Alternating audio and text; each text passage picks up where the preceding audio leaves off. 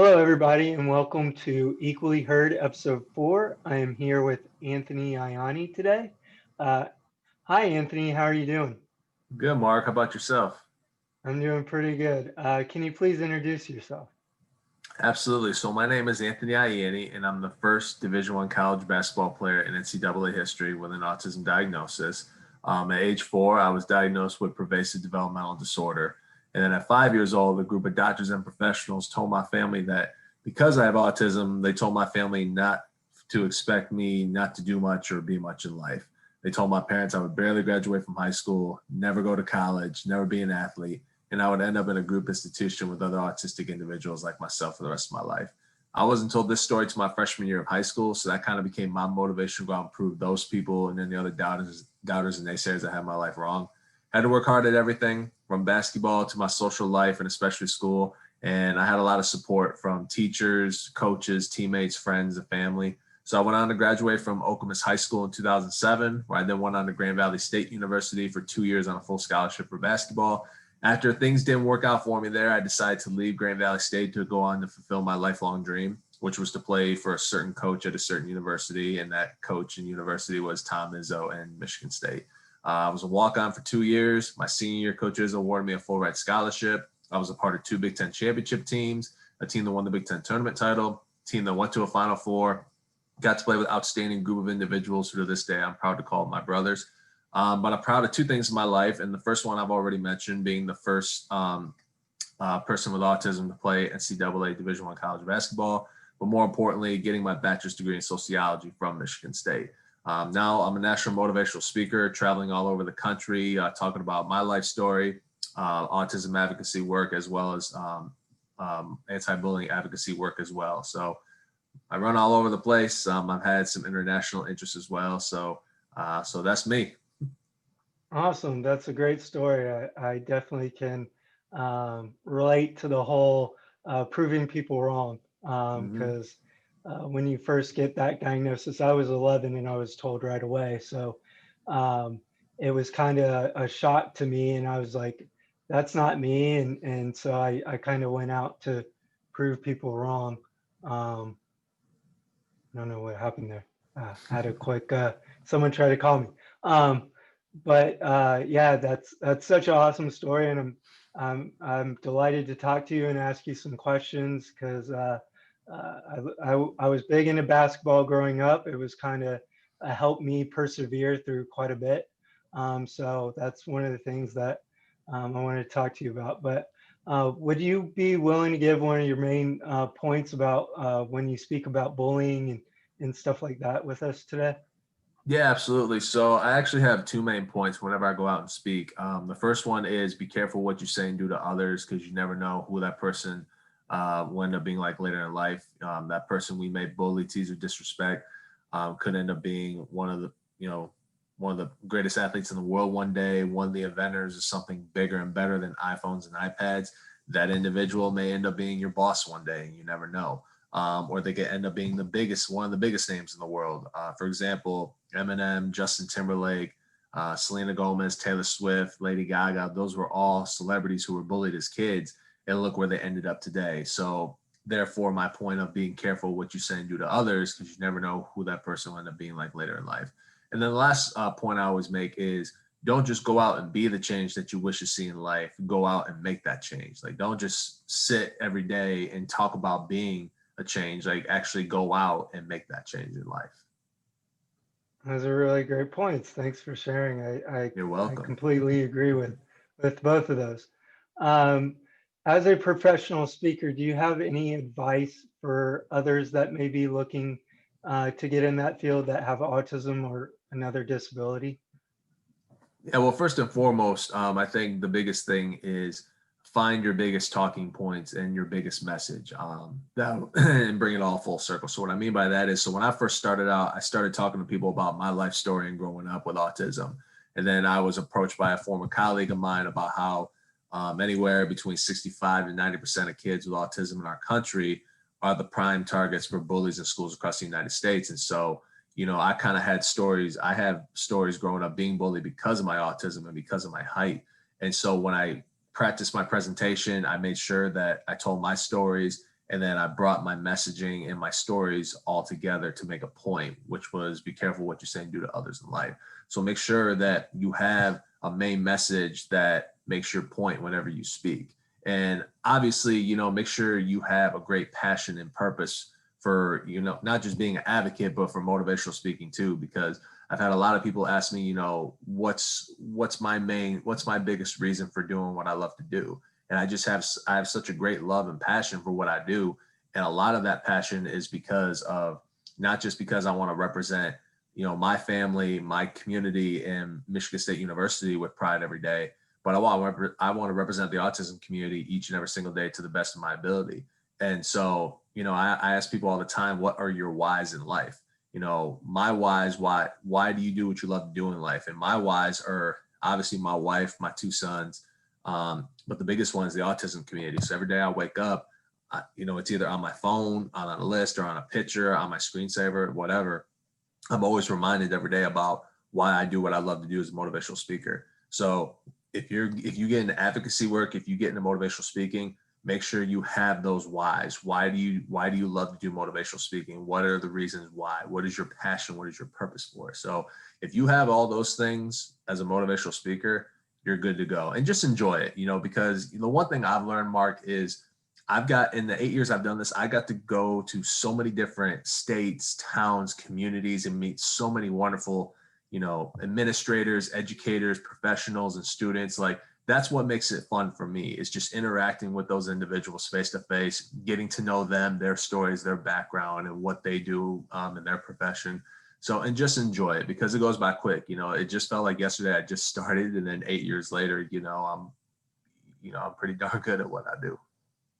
Yeah, wow, that's really great advice.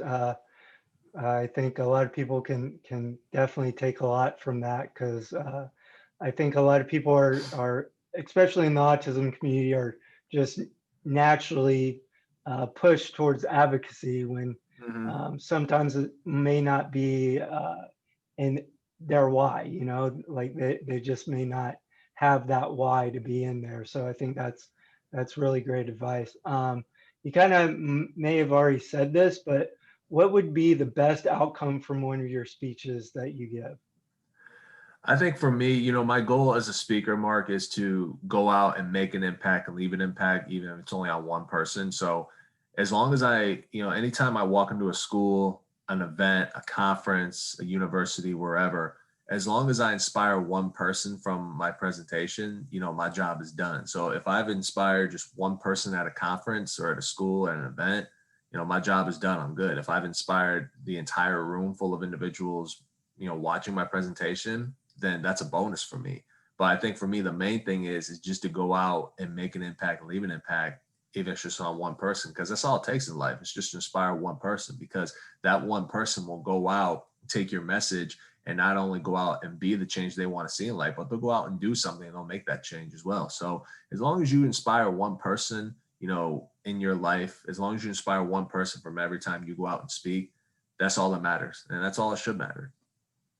That's great. Yeah, I definitely believe that as well. As if you touch one person's life, you don't know who they're going to touch, they could end Right. up touching the Exactly. world. And so that's just really, really cool. Now we get to the exercise portion, because this is, that's my field. So Hmm. can you recall what physical education was like for you growing up?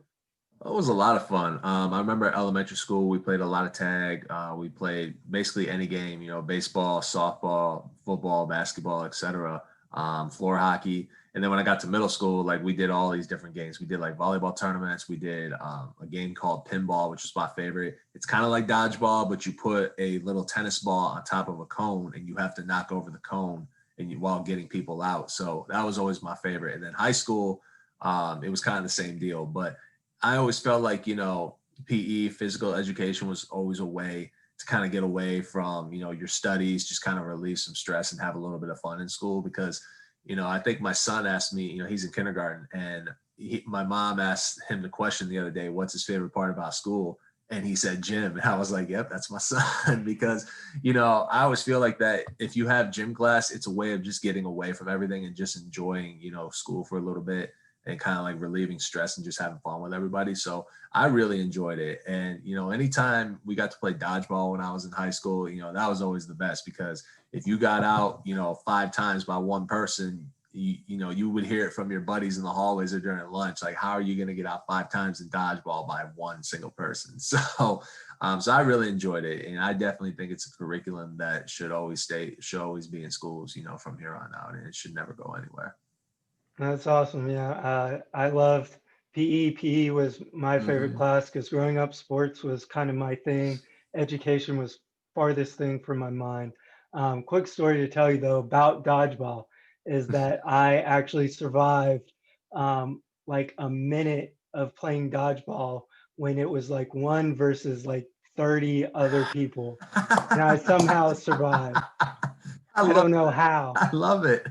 because it was battle of the classes and my class only had like 20 people. We were playing a class of like 55, and I look around and I'm like, there's no one else here, like why aren't they stopping the game, and so I was I just love running it. back and forth just trying to stay alive, even though I couldn't really throw or anything like that due to uh, strength issues and whatnot. Hmm. But going on to basketball, how did that help you growing up?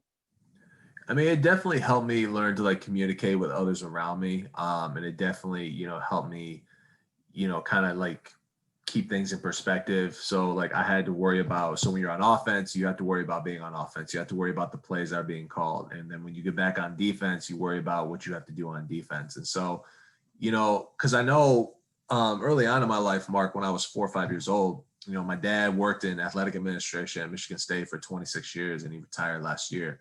Um, but I would go to all the football, basketball, volleyball, and hockey games at Michigan State because of him.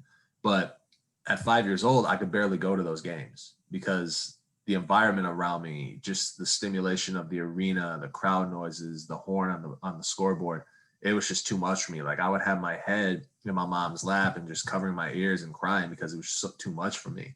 But what I was able to do was when I was around 6 years old in first grade, when I started to count from 0 to 20 and then backwards 20 to 0, I would watch the score. I would watch the score clock, and when it got down to 5, I would count down 4, 3, 2, and when it got to 1, I put my hands over my ears. And then when the horn went off, I would just slowly take my hands off my ears. But if it was still too much for me, I put them back on. So every game I went to, I kept doing that. Whether the crowd went nuts or like a big play happened, like I'd cover my ears, but then slowly take them off.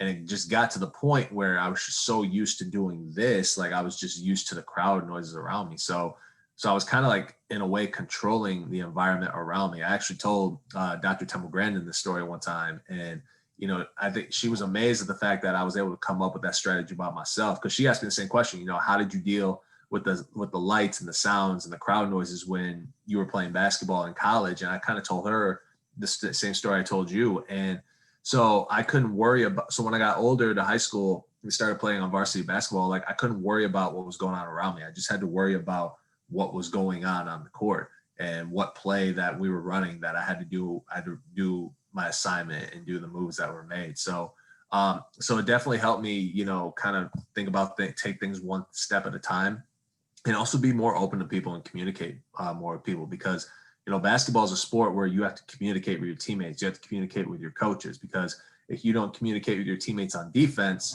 the person you're guarding may score on you because you weren't talking to your teammates. So it definitely taught me to be more open and definitely communicate more with others around me. That's an awesome story. First off, the ingenuity.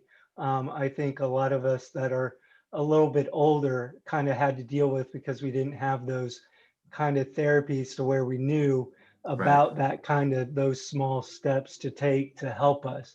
Um, so that's awesome. And the sports thing spot on. That's exactly kind of what helped me with sports is I can focus on communication because of the fact that I was trying to do all the physical stuff. So it had to come naturally. You Hmm. have to communicate.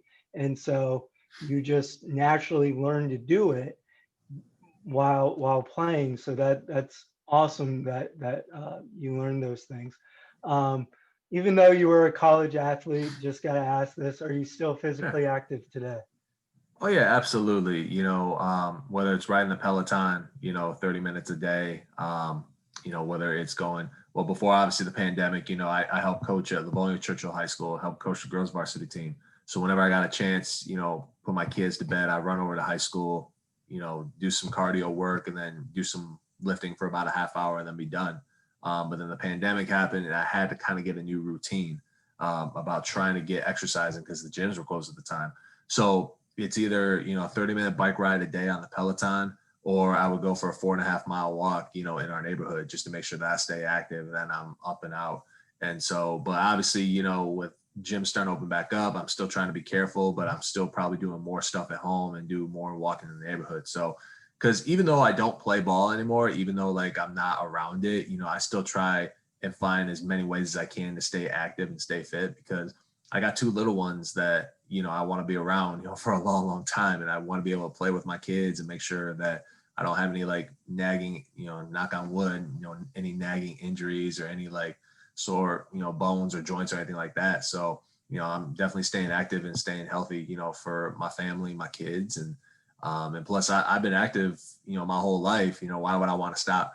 Are there days where I may wake up and go, yeah, I don't feel like doing it, but if I just go for a 2 mile walk in the neighborhood today, I'm good, because as long as I know as I'm doing something, then I'm okay with that. But definitely staying active as much as I can. That's awesome. Definitely reinforces everything I say Hmm. is even when you're not wanting to do it, you can still do just a little bit, and love Absolutely. the fact that you put that why in there as well. A lot of Hmm. people don't understand that you gotta stay active for your kids because your Yeah. kids they'll imitate you, right? And so Oh if you yeah. stay active, they'll be active in their because they don't have the hormones and stuff that adults have that can counteract eating Hmm. bad and bad activity habits. So they're prone to get obese at a younger age, when they're younger. So staying active as a parent is probably the best thing you can do. So that is Absolutely. awesome. And is there anything else you want to share with us, or anything um, that might be weighing on your mind? Next fall, 2021, sometime in September, my first book, titled Centered, is going to be coming out. So it's a memoir about, my life story, growing up from my diagnosis to where I'm at today. It definitely gets into more details about my life story than what I would usually tell in my presentations. More stories in there about being bullied. So I'll definitely keep everybody updated. But, September 2021, be on the lookout for my memoir titled Centered. That's awesome. That's awesome. And it was such a pleasure to have you on today. And that's it for episode 4 of Equally Heard. I hope y'all subscribe and like, and I will see you back for the next episode.